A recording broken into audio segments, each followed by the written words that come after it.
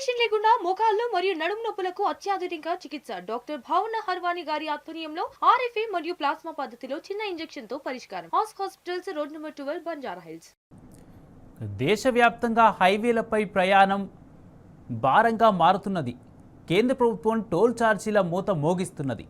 ప్రతి ఏటా ఏదో ఒక సందర్భంలో టోల్ ఛార్జీలు పెంచుతున్నారు. ఫలితంగా వాహనదారుల జేబులకు చిల్లు పడుతుంది. సామాన్యుడు హైవేపై ప్రయాణించాలంటే బెంబేలెత్తిపోతున్నాడు.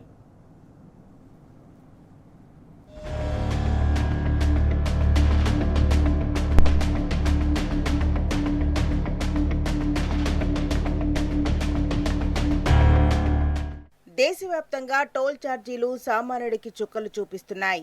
జాతీయ రహదారిపై ప్రయాణం చేయాలంటేనే జంకాల్సిన దుస్థితి ఏర్పడుతోంది. ఒకప్పుడు ప్రయాణ సౌలభ్యం కోసం వేసే జాతీయ రహదారులను ఇప్పుడు కేంద్రం ఖజానా నింపడానికి, ప్రయాణికుల జేబులకు చిల్లు పెట్టడానికి ఉపయోగిస్తున్నారు. హోల్సేల్ ధరల సూచీతో కేంద్ర ప్రభుత్వం ప్రతి ఏడాది ఛార్జీలు పెంచుతూ పోతున్నది.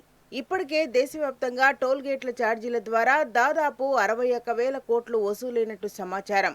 అయితే ప్రాజెక్ట్ నిర్మాణ వ్యయం వసూలైనప్పటికీ టోల్ గేట్లను తొలగించకుండా బాదురు కంటిన్యూ చేస్తోంది. దీంతో జాతీయ రహదారులపై ప్రయాణం చేయాలంటే సామాన్యుడు వెనకంజ వేయాల్సి వస్తోంది.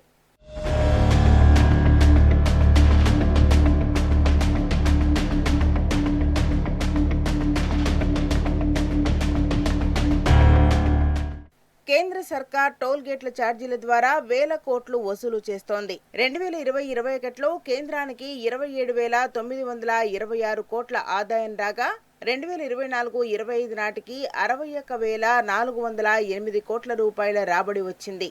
అయినా wholesale price index national highway rules 2008 ప్రకారం ప్రతి ఏటా ద్రవ్యోల్బణం బట్టి టోల్ రేట్లను సవరిస్తున్నది. కొత్తగా వాణిజ్య, ఇతర వాహనాలు ఏడాదికి 3,000 రూపాయలు చెల్లిస్తే 200 సార్లు టోల్ ప్లాజాల గుండా ఉచితంగా వెళ్లే సదుపాయం ఉంటుందని చెప్పి ఫాస్ట్ ట్రాక్ లేని వాహనాలకు గతంలో రెట్టింపు రుసుము వసూలు చేసేవారు.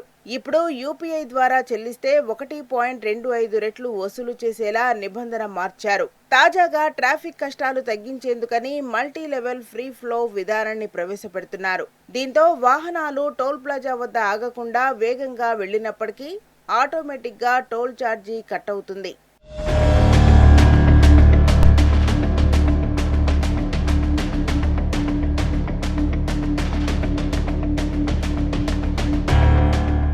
ప్రయాణ సౌలభ్యం కోసం కేంద్రం ఎన్ని నిర్ణయాలు చేసినప్పటికీ భారీ మొత్తంలో టోల్ ఛార్జీలు వసూలు చేయడంతో హైవేలపై ప్రయాణం చేయాలంటే వాహనదారులు బెంబేలెత్తిపోతున్నారు. ప్రాజెక్ట్ నిర్మాణ వ్యయం తిరిగి వచ్చినప్పటికీ టోల్ వసూలు ఎందుకు ఆపడలేదన్న ప్రశ్నకు సమాధానం కరువైంది.